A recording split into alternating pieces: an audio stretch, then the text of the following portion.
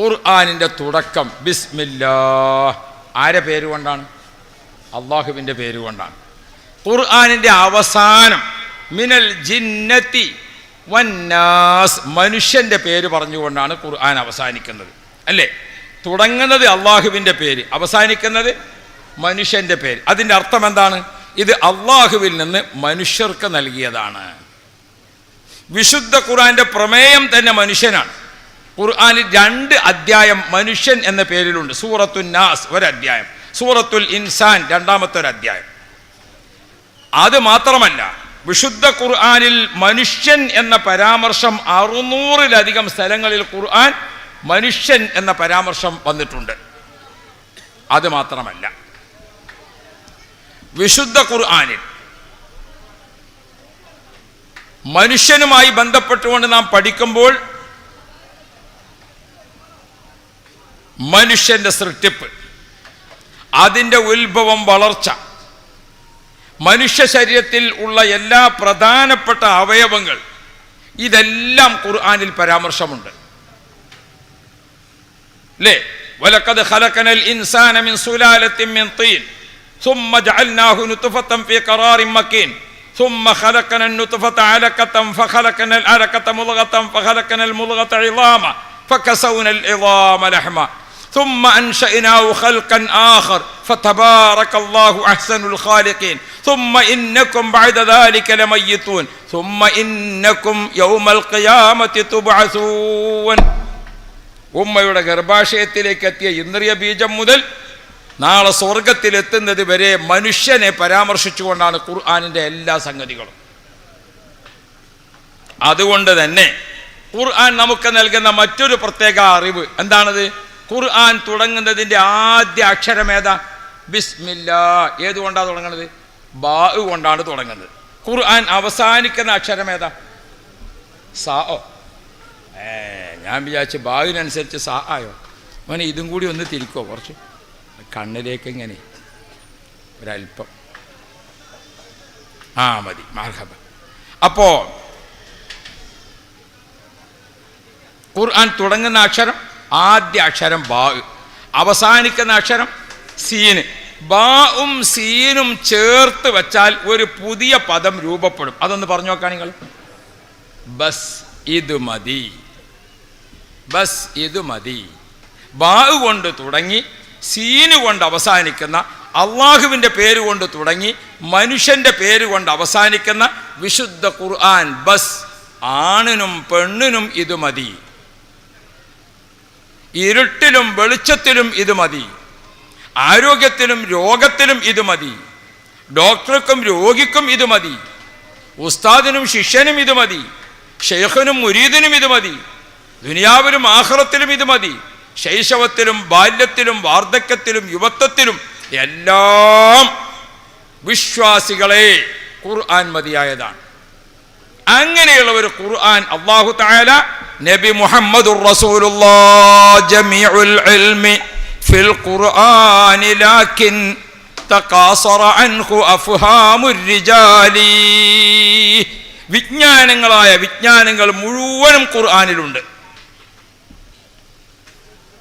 വിശുദ്ധ ഖുർആനിൽ സൂര്യനെ കുറിച്ച് 37 പ്രാവശ്യം ഖുർആനിൽ ആവർത്തിക്കപ്പെട്ടിട്ടുണ്ട്.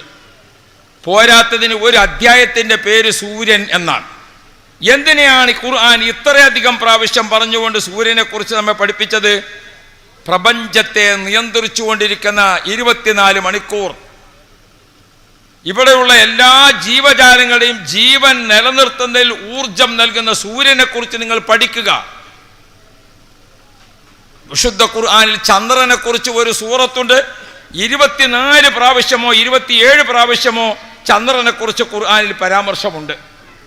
സൂര്യൻ ഭരണാധികാരിയാണെങ്കിൽ ചന്ദ്രൻ അതിൻ്റെ പ്രധാനപ്പെട്ട ഒരു മന്ത്രി കൂടിയാണ്. ഈ രൂപത്തിൽ നമുക്ക് ചന്ദ്രനെയും ഖുർആനിനെയും, ചന്ദ്രനെയും സൂര്യനെയും മാത്രമല്ല, വിശുദ്ധ ഖുർആനിൽ ഡോക്ടറേറ്റ് എടുത്തിരിക്കുന്ന ആളുകൾ ഏതൊക്കെ വിഷയത്തിലാണ്? അൽ ഹയവാനാത്ത് ഫിൽ ഖുർആൻ, ഖുർആനിൽ പറഞ്ഞിരിക്കുന്ന ജീവികൾ, അതിനെ സംബന്ധിച്ച് മാത്രം ഡോക്ടറേറ്റ് എടുത്തിരിക്കുന്ന പ്രബന്ധങ്ങളുണ്ട്.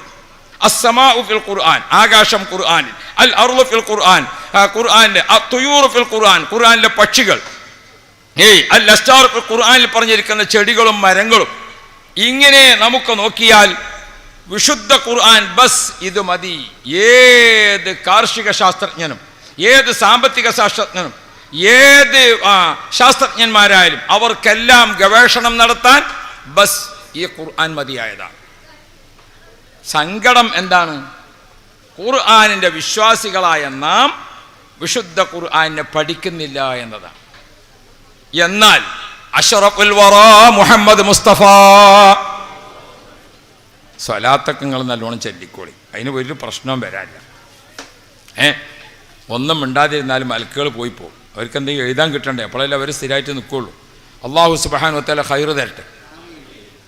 ഞാൻ ഈ മലപ്പുറത്തും കോഴിക്കോടും ഒക്കെ വേണമെന്ന് പറയും. നമ്മളിങ്ങനെ സ്വലാത്തൊക്കെ ഇങ്ങനെ ചെല്ലാൻ നല്ല ഉഷാറുണ്ടാവും. അപ്പം നമുക്കത് ആവശ്യമുണ്ട് എന്ന് തോന്നും. ഒരു ഫുട്ബോൾ കളി കാണാൻ പോയാൽ അടിച്ച് വരട്ടെ എന്ന് വിചാരിച്ച് കാത്തിക്കലല്ല, പന്ത് ഇങ്ങനെ പോണത് കാണുമ്പോൾ തന്നെ ഒന്നെന്താക്കണം, മുട്ടിയിട്ടൊരു സപ്പോർട്ട് കൊടുക്കണം. നിങ്ങൾക്കിത് ആവശ്യമുണ്ടെന്ന് തോന്നണമെങ്കിൽ നിങ്ങളുടെ ആമീനും സ്വലാത്തും ഒക്കെ ഇങ്ങനെ കിട്ടണ്ടേ. നിങ്ങൾ വേറെ ഏതോ ലോകത്തും, ഞാനിങ്ങനെ ഒരു മാനസിക രോഗിയായിട്ട് കാര്യമില്ലല്ലോ. അള്ളാഹു തആല ഖൈറും ബർക്കത്തും ഏറ്റി തെരുമാറാവട്ടെ. ഹബീബ് മുഹമ്മദ് മുസ്തഫ മുത്തുനബി സല്ലല്ലാഹു അലൈഹി വസല്ലമ തങ്ങൾ ഖുർആൻ പഠിപ്പിച്ചതിനെ സംബന്ധിച്ച് പഠിപ്പിക്കുന്ന മഹാന്മാർ ഞങ്ങൾ ഖുർആൻ പഠിക്കുന്ന കാലം ആരാ പറയുന്നത്? ഉസ്മാൻ ഇബ്നു അഫ്ഫാൻ റളിയല്ലാഹു അൻഹു. ഞങ്ങൾ ഖുർആൻ പഠിക്കുന്ന കാലം ആരാ പറയുന്നത്? അബീ ഹുറൈറ റളിയല്ലാഹു അൻഹു. ഞങ്ങൾ ഖുർആൻ പഠിക്കുന്ന കാലം ആരാ പറയുന്നത്? മുത്തുനബിയുടെ കൂടെ നിന്നുകൊണ്ട് ഖുർആൻ പഠിച്ചിരിക്കുന്ന മഹാന്മാർ. ഒരാളെ ഉദാഹരണത്തിന് പറയാം. കാത്തിബുൽ വഹയ് എന്ന സ്ഥാനപ്പേര് ലോകത്ത് ഒരാൾക്ക് മാത്രമേ ഉള്ളൂ. കാത്തിബുൽ വഹയ്, വഹയ് എഴുതി വെക്കാൻ ഭാഗ്യം ലഭിച്ചിരിക്കുന്ന ആൾ. അള്ളാഹുവിൽ നിന്ന് വിശുദ്ധ ഖുർആന്റെ ഓർഡർ വഹയാണ് കിട്ടിയാൽ ആ കിട്ടിയ ഉടനെ നബി തങ്ങൾ ആദ്യം ഓതിക്കൊടുക്കുന്നത് ആർക്കാണ്? ഖുർആൻ എഴുതി വെക്കുന്ന ആൾക്കാണ്. നബി തങ്ങൾ ആ ജിബ്രീൽ അലൈഹിസ്സലാം വന്ന് ഓതിക്കൊടുത്താൽ അപ്പം നബി തങ്ങൾ അത് ഓതിക്കൊടുക്കുന്ന ആദ്യമായിട്ട് അത് ഓതിക്കൊടുക്കുന്ന കാത്തിബുൽ വഹയ്. 1.25 ലക്ഷം സ്വഹാബാക്കളുടെ കൂട്ടത്തിലും ലോക മുസ്ലിങ്ങളിലും ഒറ്റ ആൾക്ക് മാത്രമാണ് കാത്തിബുൽ വഹയ്, വഹയ് എഴുതി വെക്കുന്ന ആൾ എന്ന പദവിയുള്ളത്. സുബ്ഹാനല്ലാഹ്. ആരാണത്? അത് സെയ്ദ് ഇബ്നു സാബിത്ത് റളിയല്ലാഹു അൻഹു. എൻ്റെ പഠിക്കുന്ന മുതഅല്ലിമീങ്ങളും അവരെ പഠിപ്പിക്കുന്ന മാതാപിതാക്കൾ ഉസ്താദുമാരും സെയ്ദ് ഇബ്നു സാബിത്ത് തങ്ങളെക്കുറിച്ച് ഒരല്പം അറിയണം. സെയ്ദ് ഇബ്നു സാബിത്ത് തങ്ങൾ പറയുകയാണ്, എനിക്ക് 13 വയസ്സ് പൂർത്തിയായി വരുന്നേ ഉള്ളൂ. അന്ന് ഹിജറ 2-ാം വർഷമാണ്. മദീന മുനവ്വറിൽ റമളാനിന്റെ തൊട്ട് മുമ്പ് ബദറിന്റെ അംവാജുൽ ബദറിന്റെ തിരമാലകൾ ഇങ്ങനെ അലയടിക്കുകയാണ് അവിടെ. അതെന്താ കാരണം? 13 വർഷക്കാലത്തെ മക്ക ജീവിതത്തിലെ ദുരിതപൂർണമായ അനുഭവം. അവിടെ നിന്ന് മദീനയിലേക്ക് മനസ്സ് പറിച്ചു നട്ടിരിക്കുന്ന സ്വഹാബ 450 കിലോമീറ്റർ മക്ക വിട്ട് മദീനയിൽ വന്നിട്ടും ഇനി മദീനയിൽ ഇസ്ലാം വളർന്ന് വരികയാണ്. മദീനക്കാർ മാത്രമല്ല, മദീന ഒരു സൊസൈറ്റിയായി വരികയാണ്. മദീന ഒരു ഇസ്ലാമിക് റിപ്പബ്ലിക് ആവുകയാണ്. രാജ്യത്തിൻ്റെ നാനാഭാഗത്തു നിന്നുള്ള പ്രമുഖർ ഇസ്ലാമിലേക്ക് വന്നുകൊണ്ടേയിരിക്കുന്നു. ഇത് കണ്ടപ്പോൾ മക്കയിലെ ശത്രുക്കൾക്ക് വളരെയധികം പ്രതിസന്ധിയായി. അവർ അവിടെ അബൂജഹലിന്റെ നേതൃത്വത്തിൽ പട്ടാളങ്ങളും ആയുധങ്ങളും സജ്ജീകരിച്ച് മദീനയിലേക്ക് വർഷങ്ങൾ നീണ്ടുനിന്ന് യുദ്ധം ചെയ്യേണ്ടി വന്നാൽ സാമ്പത്തിക സ്രോതസ് ഒരുക്കിയിട്ട് അബൂ സുഫിയാൻ ഷാമിൽ നിന്ന് ഇങ്ങോട്ട്, അബൂ സുഫിയാന്റെ നേതൃത്വത്തിൽ സാമ്പത്തിക ശക്തിയും അബൂജഹലിന്റെ നേതൃത്വത്തിൽ പട്ടാള ശക്തിയും ആയുധ ബലവും അവർ ബദറിൽ കേന്ദ്രീകരിച്ച് മദീനയെ നാമാവശേഷമാക്കാൻ തീരുമാനിക്കാൻ. അപ്പോഴാണ് നബി മുഹമ്മദുർ റസൂലുള്ളാഹ് നബി സല്ലല്ലാഹു അലൈഹി വസല്ലമ തങ്ങൾ ബദറിൽ പ്രതിരോധത്തിന് വേണ്ടി തീരുമാനിക്കുന്നത്. ആ പ്രതിരോധ നിര കെട്ടിപ്പടുക്കുമ്പോൾ പട്ടാളക്കാരെ ഇങ്ങനെ ചിട്ടപ്പെടുത്തിക്കൊണ്ടിരിക്കുന്നു റസൂലുള്ളാഹി തങ്ങൾ. പട്ടാളത്തിലേക്ക് ഇങ്ങനെ മുഹാജിറുകൾ അൻസാരികൾ പട്ടാളത്തിലേക്ക് ഇങ്ങനെ എടുത്തുകൊണ്ടിരിക്കുക. അക്കൂട്ടത്തിൽ ഒരു ദിവസം ഹിജറ 2-ാം വർഷം 13 വയസ്സ് തികയാത്തൊരു കൊച്ചു ബാലൻ ഉമ്മയുടെ കയ്യും പിടിച്ചുകൊണ്ട് ഇലാ ഹദറത്തി റസൂലില്ലാഹ് മുത്തുനബി സല്ലല്ലാഹു അലൈഹി വസല്ലമ തങ്ങളെ ഹദറത്തിലെത്തി. ബീവി നൂറ ബിൻത്ത് മലിക് അവര് മകന്റെ കയ്യും പിടിച്ചു വന്നു. ആ കുട്ടി റസൂലുള്ളാഹിന്റെ അടുക്കൽ വന്നിട്ട് പറഞ്ഞു, യാ റസൂലല്ലാഹ്, ഞാൻ വന്നിരിക്കുന്നത് തങ്ങളുടെ സാമീപ്യത്തിൽ തന്നെ എനിക്ക് നിൽക്കണം, അവിടുത്തെ ഒരു പൊരുത്തം കിട്ടണം. ഇപ്പൊ ബദറിലേക്ക് പട്ടാളക്കാരെ എടുക്കുകയാണല്ലോ, അതുകൊണ്ട് ഞാൻ ഈ പട്ടാളത്തിൽ ചേരാൻ ഉദ്ദേശിച്ചു വന്നതാ. നബി തങ്ങളൊന്ന് ശ്രദ്ധിച്ചു നോക്കുമ്പോൾ ആ കുട്ടിയുടെ കയ്യിൽ അറബികൾ ഉപയോഗിക്കുന്ന നല്ല ഒരു വാളുണ്ട്. വാളിൻ്റെ വലിപ്പവും കുട്ടിയുടെ വലിപ്പവും നോക്കിയാൽ വാളാണ് വലിപ്പം കൂടുതൽ. അങ്ങനെ ആ കുട്ടിയെ കണ്ടപ്പോൾ സഭ മുഴുവൻ അത്ഭുതപ്പെട്ടു. അള്ളാഹുവിൻ്റെ റസൂൽ മുഹമ്മദ് മുസ്തഫ നബി തങ്ങൾ മുഖപ്രകാശത്തോടു കൂടെ ആശ്ചര്യജനകമായി ആ കുട്ടിയെ ഒന്ന് നോക്കി. ആ കുട്ടിയുടെ വാക്കെന്താണ്? നബിയെ, വാളും പിടിച്ച് നിന്നുകൊണ്ട് എന്നെ ബദറിലേക്കുള്ള പട്ടാളത്തിൽ ചേർക്കണമെന്നാണ്. യാ റബ്ബ്. അത് കണ്ടപ്പോൾ റസൂലുള്ളാഹി തങ്ങൾ അത്ഭുതപ്പെട്ട് നോക്കിയിട്ട് റസൂലുള്ള സന്തോഷത്തിൽ ചുമലിൽ ഇങ്ങനെ ഒന്ന് മുട്ടി. അങ്ങനെ ഉണ്ടല്ലോ ഒരു സന്തോഷം. ആ സന്തോഷപ്പെട്ടൊന്ന് ചുമലിലൊന്നിങ്ങനെ തട്ടിയിട്ട്, മോനെ അൽഹംദുലില്ലാ, മകൻ്റെ അപേക്ഷയെ അംഗീകരിച്ചും സന്തോഷപ്പെടുത്തിയും നബി തങ്ങളൊന്ന് സന്തോഷിപ്പിച്ചിട്ട് പറഞ്ഞു, മോനെ പട്ടാളത്തിലേക്ക് എടുക്കാനുള്ള പ്രായമായില്ലല്ലോ, പട്ടാളത്തിൽ ചേരാനുള്ള സമയമായില്ലല്ലോ. സുബ്ഹാനല്ലാഹ്. ആ കുട്ടിക്കത് വല്ലാത്ത ഒരു വിഷമമായി. നബി തങ്ങൾ പട്ടാളത്തിലേക്ക് സമയമാകാത്തത് കൊണ്ട് എടുക്കാതെ തിരിച്ചയച്ചപ്പോൾ ആ കുട്ടി പുറത്തിറങ്ങിയിട്ട് വാളുകൊണ്ട് നിലത്തൊന്ന് മുട്ടിയിട്ട് ഒരു വല്ലാത്ത ഒരു പ്രയാസം രേഖപ്പെടുത്തി അവിടെ നിന്ന് ഇറങ്ങി. അവിടെ നിന്ന് ഇറങ്ങിയിട്ട് ആ കുട്ടി പിന്നീട് ആലോചിക്കാണ്, അർഹമുർറാഹിമീനായ റബ്ബേ, മുത്ത് നബി മുഹമ്മദ് മുസ്തഫ അള്ളാഹുവിൻ്റെ റസൂലിൻ്റെ തിരുഹദറത്തിലെത്തിയിട്ട് അവിടുത്തെ ഏറ്റവും സാമീപ്യമുള്ള ഒരു പ്രവർത്തകനാകാൻ എനിക്ക് ഭാഗ്യം കിട്ടണമെങ്കിൽ പട്ടാളത്തിൽ ചേരണമെന്നാണ് ഉദ്ദേശിച്ചത്. പക്ഷേ അതിന് സമയമാകാത്തത് കൊണ്ട് എന്നെ തിരിച്ചയച്ചല്ലോ. ഇനി ആ ചെറിയ കുട്ടി അവിടുത്തെ ഉമ്മയോട് പോയിട്ട് പറയുകയാണ്, ഉമ്മ, മുത്തുനബി നമ്മെ തിരിച്ചയച്ചില്ലേ, എനിക്ക് ഇനി റസൂലുള്ളാഹിന്റെ കൂടെ നിൽക്കാൻ എന്തൊരു ഭാഗ്യമാണ് ഞാൻ തിരഞ്ഞെടുക്കേണ്ടത് എന്ന് ആലോചിക്കട്ടെ. ഉമ്മയും മകനും കൂടി നല്ലൊരു തീരുമാനത്തിലെത്തി. എന്താണ് ആ തീരുമാനം? ഉമ്മാനോട് മോൻ പറയാണ്, ഉമ്മ, പട്ടാളത്തിൽ ചേർക്കാനല്ലേ പ്രായം നോക്കേണ്ടത്? റസൂലുള്ളാഹി സ്വല്ലല്ലാഹു അലൈഹി വസല്ലമ തങ്ങളെ മദീനത്തെ പള്ളിയിൽ നബി തങ്ങളതാ ക്ലാസ് എടുത്തു കൊടുക്കുന്നു. ഖുർആൻ മനഃപ്പാഠമാക്കുന്നവരുണ്ട്, ഖുർആൻ തഫ്സീർ പഠിക്കുന്നവരുണ്ട്. ഖുർആൻ പഠിക്കുന്ന ആളുകളല്ലേ ആ പള്ളിയിൽ ഇരിക്കുന്നു. അവരെ കൂട്ടത്തിൽ പ്രായമുള്ളവരുണ്ട്, പ്രായം കുറഞ്ഞവരുണ്ട്, യുവാക്കളുണ്ട്. ഇതൊക്കെ നിറഞ്ഞവരാണ് റസൂലുള്ളാഹിന്റെ അടുക്കൽ പഠിക്കുന്നത്. അതുകൊണ്ട് ഖുർആൻ പഠിക്കാൻ ദർസിൽ ചേർന്നാൽ, ഖുർആൻ പഠിക്കാൻ ഈ മദീന യൂണിവേഴ്സിറ്റിയിൽ ചേർന്നാൽ, മുത്തുനബിയുടെ കൂടെ ഖുർആൻ പഠിക്കാൻ തീരുമാനിച്ചാൽ അതിന് പ്രായപരിധിയില്ലല്ലോ. അതുകൊണ്ട് ഉമ്മ, നിങ്ങൾ കൊണ്ടുപോയിട്ട് എന്നെ റസൂലുള്ളാഹിന്റെ ദർസിൽ ചേർക്കണമെന്ന് ബഹുമാനപ്പെട്ട സഹോദരന്മാരെ, ആ സ്വഹാബിയായ കുട്ടി നബി മുഹമ്മദുർ റസൂലുള്ളാഹ് ഉമ്മാന്റെ കയ്യും പിടിച്ച് റസൂലുള്ളാഹിന്റെ അടുക്കൽ വന്നു. അപ്പൊ ഉമ്മ പിന്നെ മോനെ ഇങ്ങനെ ചേർക്കാൻ കൊണ്ടുപോകുമ്പോൾ ഉമ്മയുടെ ആങ്ങളമാര് തുടങ്ങിയ വേണ്ടപ്പെട്ടവരോടൊക്കെ ആലോചിച്ച് അവരും വന്നു. അല്ലാഹു റബ്ബി, പഠിക്കാൻ വേണ്ടി കൊണ്ടുപോയാക്കല്ലേ, അപ്പൊ മോനെ ചേർക്കാൻ വേണ്ടി കൊണ്ടുവന്നു. ആ സമയത്ത് ഉമ്മ വന്നിട്ട് റസൂലുള്ളാഹിനോട് പറയുകയാണ്, നബിയേ, എൻ്റെ ഈ മോനുണ്ടല്ലോ, തങ്ങൾ എങ്ങനെയാണോ ഖുർആൻ ഓതുന്നത് അതേപോലെ ഈ കുട്ടി ഖുർആൻ ഓതും. തങ്ങൾ എങ്ങനെയാണോ റസൂലുള്ളാഹിക്ക് ജിബ്രീൽ അലൈഹിസ്സലാം ഓതി തന്ന ഖുർആൻ ഞങ്ങൾക്ക് ഓതിത്തരുന്നത് അതേപോലെ ഈ കുട്ടി ഖുർആൻ ഓതും നബിയേ. അതങ്ങ് കേട്ടപ്പോൾ റസൂലുള്ളാഹിക്ക് വലിയ സന്തോഷമായി. ഒരു കോളേജിലൊക്കെ ചേരാൻ വേണ്ടി വരുമ്പോൾ ഒരു ഇൻ്റർവ്യൂ ഉണ്ടാവില്ലേ? +1 ചേരുകയാണെങ്കിൽ, SLC ചേരുകയാണെങ്കിൽ, 8ാം ക്ലാസ്സിൽ ചേരുകയാണെങ്കിൽ ഒരു ഇൻ്റർവ്യൂ ഉണ്ടാവും ഏതിനും, അല്ലേ? റസൂലുള്ളാഹി തങ്ങൾ കുട്ടിയെ ഒന്ന് ഇൻ്റർവ്യൂ ചെയ്യാൻ തീരുമാനിച്ചു. സ്വാഭാവികമായിട്ട് ഞങ്ങൾ നിലമ്പൂരിൽ നടത്തുന്ന ഒരു സ്ഥാപനമുണ്ട്, മജ്മഅ സഖാഫത്തുൽ ഇസ്ലാമിയ. 33ാമത്തെ വർഷത്തിലേക്ക് കടന്നു. അത് 2000 കുട്ടികൾ ഇപ്പോൾ പഠിക്കുന്നുണ്ട്. കുട്ടികളെ ഇൻ്റർവ്യൂ ചെയ്യുമ്പോൾ ചിലപ്പോൾ കുട്ടികൾക്ക് എന്താ, 8ാം ക്ലാസ്സിൽ ചേരാൻ വന്ന കുട്ടിയെ, ഒരു കുട്ടിയെ ഇൻ്റർവ്യൂ ചെയ്ത് നോക്കുമ്പോൾ 8ാം ക്ലാസ്സിൽ ചേരേണ്ട കുട്ടിക്ക് 4ാം ക്ലാസ്സിൽ വിവരമില്ല. പിന്നെ അവനെങ്ങനെ 8ാം ക്ലാസ്സിൽ ചേരും? അപ്പോൾ ഉസ്താദന്മാർ ഇൻ്റർവ്യൂ ചെയ്ത് വന്നിട്ട് എൻ്റെ അടുത്ത് പറഞ്ഞു, ഉസ്താദേ, ആ കുട്ടിയെ നമുക്ക് ചേർക്കാൻ കഴിയില്ല, എന്താ ഇപ്പം ചെയ്യുക? ഞാൻ പറഞ്ഞു, മെല്ലെ സമാധാനത്തിൽ വാപ്പയോട് പറഞ്ഞേക്ക്. വാപ്പയുടെ അടുത്ത് വിവരം പറഞ്ഞപ്പോൾ വാപ്പാക്ക് തീരെ ഇഷ്ടപ്പെട്ടില്ല. വാപ്പ ദേഷ്യം പിടിച്ച് എൻ്റെ അടുത്ത് വന്നു. എൻ്റെ കുട്ടിയെ ഞാനിവിടെ ചേർക്കുന്നത് പഠിക്കാൻ വേണ്ടിയിട്ടാണ്. എനിക്കറിയാം അവൻ പഠിച്ചിട്ടില്ല. പഠിക്കാത്ത കുട്ടികളെ പഠിപ്പിക്കാനല്ലേ കോളേജ് ഉണ്ടാക്കിയത്? പിന്നെ ഇൻ്റർവ്യൂവിലൊക്കെ ജയിച്ചിട്ട് പഠിച്ച കുട്ടികളെ പഠിപ്പിക്കാനാണ്? പഠിക്കാത്ത കുട്ടികളെ പഠിപ്പിക്കാനല്ലേ ഇത് ഉണ്ടാക്കണത്. അതുകൊണ്ട് എൻ്റെ കുട്ടി പഠിക്കാത്ത കുട്ടിയാണ്, അതുകൊണ്ട് അവനവിടെ ചേർത്ത് പഠിപ്പിക്കണം എന്നാണ്. ഞാൻ എന്ത് ചെയ്യും? ഞാൻ പിന്നെ അയാളെ ഇരുത്തി ഒരു കട്ടൻ ചായയൊക്കെ കൊടുത്ത് സമാധാനിപ്പിച്ചിട്ട് ഞാൻ പറഞ്ഞു, നിങ്ങൾക്ക് നിർബന്ധമാണെങ്കിൽ കുട്ടിയെ വീട്ടിലേക്ക് അയച്ചാൽ നിങ്ങളിവിടെ ചേർന്നോളി എന്നാണ്. അങ്ങനെയാണ് പിന്നെ പ്രശ്നം പരിഹരിച്ചത്. അല്ലാതെ കുടുംബത്തിൽ നിന്ന് ഒരാളെ നിർത്തിയാൽ മതിയെങ്കിൽ അത്രയല്ലോ. ഒരു കുട്ടി പഠിക്കാൻ വേണ്ടി ചേർക്കുന്ന കുട്ടിക്ക് പഠിക്കാനുള്ള മെമ്മറി പവറുണ്ടോ? അവനത് ജിജ്ഞാസയുണ്ടോ? മാതാപിതാക്കൾക്ക് അവനെ പഠിപ്പിക്കണമെന്ന് താല്പര്യമുണ്ടോ?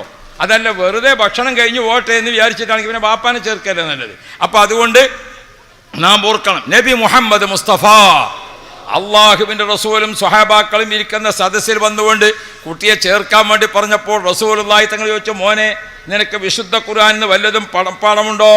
അള്ളാഹിൻ്റെ റസൂലിനോട് ആ ചെറിയ കുട്ടി സെയ്ദ് ബിൻ സാബിത്ത് റളിയല്ലാഹു അൻഹു പറയുന്നു, നബിയേ ഞാൻ ഖുർആനിൽ നിന്ന് 17 സൂറത്തുകൾ മനഃപ്പാഠമാക്കിയിട്ടുണ്ട്. യാ റബ്ബ്, ഞാൻ ഖുർആനിന് 17 സൂറത്തുകൾ മനഃപ്പാഠമാക്കിയിട്ടുണ്ട്. അപ്പൊ റസൂലുള്ളാഹി തങ്ങൾ ഓതാൻ പറഞ്ഞു. സ്വഹാബാക്കൾ അക്കാബിറു സ്വഹാബത്തൊക്കെ അങ്ങനെ ഇരിക്കുന്ന സഭയിൽ ആ കുട്ടി അങ്ങോട്ട് ഓതിയപ്പോൾ സയ്യിദുനാ മലക്ക് ജിബ്രീൽ നബി മുഹമ്മദുർ റസൂലുള്ളാഹ് ജിബ്രീൽ റസൂലുള്ളാഹിക്ക് ഓതിക്കൊടുത്തിട്ട് നബി തങ്ങൾ ഓതിക്കൊടുത്ത അതേ രൂപത്തിൽ വല്ലാത്ത അക്ഷരശുദ്ധി, എന്തൊരു സ്ഫുടമായിരിക്കുന്ന ഓത്താണ്. ഖുർആന്റെ തജ്വീദും തർത്തീലുമൊക്കെ നന്നായിട്ട് 17 സൂറത്തങ്ങ് ഓതിയപ്പോൾ ഉമ്മ പറഞ്ഞു, നബിയേ എൻ്റെ മോനിക്ക് ഓതുന്നത് മാത്രമല്ല ഖുർആൻ എഴുതാനും അറിയാം നബിയേ. അല്ലാഹു റബ്ബി, എൻ്റെ മോനിക്ക് ഓതാൻ മാത്രമല്ല എഴുതാനും അറിയാം നബിയേ. അതങ്ങ് പറഞ്ഞപ്പോൾ എഴുത്ത് അന്ന് അപൂർവം ആളുകൾക്കേ അറിയുകയുള്ളൂ, എഴുതാനും അറിയാം. നബി സല്ലല്ലാഹു അലൈഹി വസല്ലം തങ്ങൾ ആ മോനോടൊന്ന് എഴുതാൻ ആവശ്യപ്പെട്ടു. എന്ത് നല്ല കയ്യക്ഷരത്തിലാണ് അറബി എഴുതുന്നത്, ഖുർആൻ എഴുതുന്നത്. അല്ലാഹ്, എഴുത്തും അതുപോലെ തന്നെ ഓത്തും അത് രണ്ടും നല്ല ക്ലിയർ ആയപ്പോൾ നബി മുഹമ്മദുർ റസൂലുള്ളാഹ് അവിടെ ദർസിൽ ചേർത്തുകൊണ്ട് ബഹുമാനപ്പെട്ട റസൂലുള്ളാഹി തങ്ങൾ പറഞ്ഞു, മോനെ ഇപ്പോൾ അധികമായ ആളുകൾ മദീനയിൽ വരുന്നത് ഇബ്രാനി സംസാരിക്കുന്നവരുണ്ട്, സുരിയാനി സംസാരിക്കുന്നവരുണ്ട്. യഹൂദികളും നസാറാക്കളുമായി അവർ തൗറാത്തിൻ്റെയും ഇഞ്ചീലിൻ്റെയും ഒക്കെ ഭാഷ അറിയുന്നതും ഓതുന്നവരും അങ്ങനെയുള്ള ലെറ്ററുകളും ഒക്കെ ഇവിടെ വരുന്നുണ്ട്. അതുകൊണ്ട് അവർക്ക് കൂടി ഖുർആൻ പഠിപ്പിച്ചു കൊടുക്കുന്ന രീതിയിൽ നീ ഭാഷ പഠിക്കണമെന്ന് പറഞ്ഞു. തഅല്ലം ലീ, റസൂലുള്ളാഹി തങ്ങൾ പറഞ്ഞത് അങ്ങനെയാണ്, എനിക്ക് വേണ്ടി നീ ഇബ്രാനി പഠിക്കണം, എനിക്ക് വേണ്ടി നീ സുരിയാനി ഭാഷ പഠിക്കണം. ആ കുട്ടി ഏറ്റെടുത്തു. എന്നിട്ട് സെയ്ദ് ബിൻ സാബിത്ത് തങ്ങൾ പറയുകയാണ്, ഞാൻ ഒരാഴ്ച മറ്റൊന്നും ചിന്തിച്ചില്ല. ബഹുമാനപ്പെട്ട സെയ്ദ് ബിൻ സാബിത്ത് തങ്ങൾ ഇരുന്ന ഇരിപ്പിൽ പഠിക്കാൻ തുടങ്ങി. ഒരാഴ്ച കൊണ്ട് ഇബ്രാനി ഭാഷയും പഠിച്ചു, സുരിയാനി ഭാഷയും പഠിച്ചു, എഴുത്തും വായനയും എല്ലാം. ബഹുമാനപ്പെട്ട റസൂലുള്ളാഹിക്ക് 3 ഭാഷയിൽ എഴുതി കൊടുക്കുന്നു, 3 ഭാഷയിൽ വായിച്ചു കൊടുക്കുന്നു, 3 ഭാഷയിൽ സംസാരിച്ചു കൊടുക്കുന്നു. അല്ലാഹ്, നമ്മുടെ ഹിഫ്ദുൽ ഖുർആൻ കോളേജുകളും നമ്മുടെ ദഅവ കോളേജുകളും ഒക്കെ ഇപ്പോൾ പഠിപ്പിക്കുന്നത് എങ്ങനെയാണ്? 2 വിദ്യാഭ്യാസവും ഒരുമിച്ച് നൽകുകയാണ്. ഇപ്പൊ നമ്മുടെ സ്ഥാപനങ്ങളിലെല്ലാം 8ാം ക്ലാസ്സിൽ സ്കൂളിൽ ചേർന്ന കുട്ടി +1 +2 അതേപോലെ തന്നെ ഡിഗ്രി PG ചെയ്തുകൊണ്ടാണ് കുട്ടികളൊക്കെ പുറത്തിറങ്ങുന്നത്. സഖാഫി ബിരുദധാരികൾ അതുപോലെ തന്നെ ഹസനി ബിരുദധാരികൾ വിവിധ കോളേജുകളിൽ നിന്ന് ബിരുദം വാങ്ങുന്ന ആളുകൾ PG ചെയ്തുകൊണ്ട്. എന്തുകൊണ്ട് അള്ളാഹുവിന്റെ റസൂൽ അന്ന് സെയ്ദ് ബിൻ സാബിത്ത് റളിയല്ലാഹുവിനോട് പറഞ്ഞു, അറബി മാത്രം പോരാ, ഇബ്രാനി പഠിക്കണം, സുരിയാനി പഠിക്കണം. മുത്ത് നബിക്ക് വേണ്ടി ആ കുട്ടി അത് പെട്ടെന്ന് പഠിച്ചു. എന്നിട്ട് റസൂലുള്ളാഹി തങ്ങൾ ഒരാഴ്ച കൊണ്ട് അതുകൂടി പഠനം കഴിഞ്ഞപ്പോൾ നബി തങ്ങൾ മറ്റു സ്വഹാബാക്കൾക്ക് മധ്യത്തിൽ വെച്ച് പ്രഖ്യാപിച്ചു, കാത്തിബുൽ വഹ്യ് സെയ്ദ് ബിൻ സാബിത്ത്, വിശ്വസ്തനായ സെയ്ദ് ബിൻ സാബിത്തിനെ നബി സല്ലല്ലാഹു അലൈഹി വസല്ലം തങ്ങൾ വഹ്യ് എഴുതി വെക്കാനുള്ള ഉത്തരവാദിത്തം ഏൽപ്പിച്ചു. പിന്നെ നബി തങ്ങൾക്ക് ഒരായത്ത് അങ്ങോട്ട് കിട്ടിയാൽ ഉടനെ ആ ആയത്ത് സെയ്ദ് ബിൻ സാബിത്തിന് ഓതിക്കൊടുക്കും. അത് ബഹുമാനപ്പെട്ടവർ തിരിച്ച് റസൂലുള്ളാഹിക്ക് ഓതി കേൾപ്പിക്കും. എന്നിട്ട് അത് എഴുതി കഴിഞ്ഞിട്ട് എഴുതിയത് റസൂലുള്ളാഹിക്ക് ഓതി കേൾപ്പിക്കും. ഇനി സെയ്ദ് ബിൻ സാബിത്ത് തങ്ങൾ പറയട്ടെ, ഞങ്ങൾ ഖുർആൻ പഠിക്കുന്ന കാലം അതേതാ കാലം?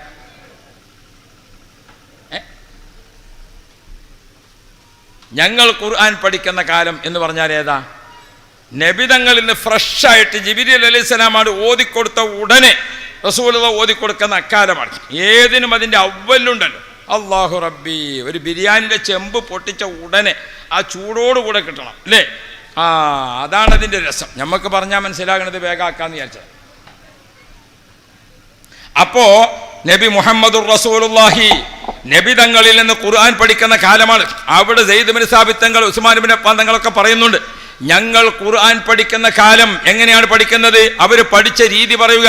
ഞങ്ങൾ ഖുർആൻ പഠിക്കുന്ന കാലത്ത് ആദ്യം പഠിക്കുന്നത് നബി സല്ലല്ലാഹു അലൈഹി വസല്ലം തങ്ങൾ ഖുർആന്റെ ആയത്തങ്ങോട്ട് ഓതിയാൽ സ്വഹാബാക്കൾ പറയുകയാണ്, ഞങ്ങൾ ആദ്യം പഠിക്കുന്നത് ഖുർആന്റെ തിലാവത്ത് എങ്ങനെയാണ് ഓതേണ്ടത്, ഖുർആന്റെ തജ്വീദ് നിയമങ്ങൾ, ഖുർആന്റെ തിലാവത്ത് നിയമങ്ങൾ അല്ലേ, ഖുർആന്റെ പാരായണ നിയമം അനുസരിച്ചുകൊണ്ട് അതാണ് ആ ആയത്തിൽ നിന്ന് എങ്ങനെയാണ് ആ ആയത്ത് ഓതേണ്ടത്. അറബികളാണ് ആ പഠിക്കുന്നത്. പക്ഷെ അറബികളാന്ന് പറഞ്ഞിട്ടാൽ അവർക്ക് അറബി ശരിക്കും അറിയാം, പക്ഷെ അത് ഖുർആൻ അനുസരിച്ച് അറിയണ്ടേ. അറബികൾക്ക് എന്ത് ചെയ്യാം? അലിഫ് ലാമ് മീമ് സ്വാദ് അതവിടെ എഴുതി വെച്ചാൽ അലമസ എന്ന് വായിക്കാൻ അറബികൾക്ക് അറിയും അല്ലേ? അലിഫ് ലാം മീം സ്വാദ് അത് റസൂലുള്ള ഓതി കൊടുത്തെങ്കിലേ അറിയുള്ളൂ അല്ലേ? അപ്പുറത്തൊരു സൂറത്തിൽ അലിഫ് ലാം മീം റാ അലമറ എന്ന് വായിക്കാൻ ആർക്കറിയാം? അറബി അറിയുന്നവർക്ക് അറിയാം. അലിഫ് ലാം മീം റാ അതാരാവണം? അത് ഓതി കൊടുക്കണം. അവിടെയാണ് ഒരു ഷെയ്ഖിൽ നിന്ന് പഠിക്കുക, ഒരു ഗുരുമുഖത്ത് നിന്ന് പഠിക്കുക.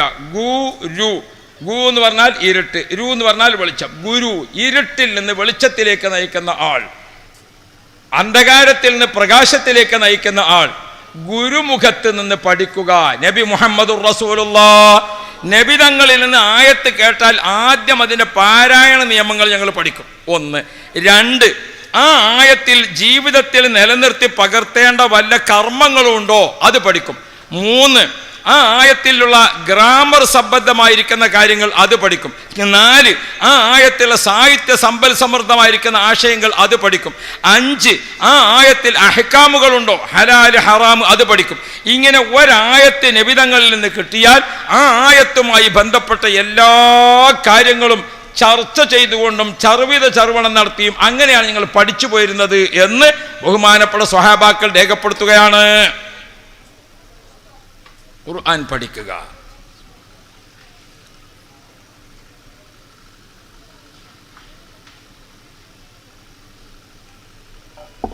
ഹബീബായ മുഹമ്മദുർ റസൂലുള്ളാഹ് നബിതങ്ങളിൽ നിന്ന് ഖുർആനെ സ്വഹാബാക്കൾ ഈ രൂപത്തിൽ പഠിക്കുക. അങ്ങനെ പഠിച്ചിട്ട് സയ്യിദുനാ ഉമർ ഇബ്നുൽ ഖത്താബ് റളിയല്ലാഹു അൻഹു പ്രഖ്യാപിച്ചു.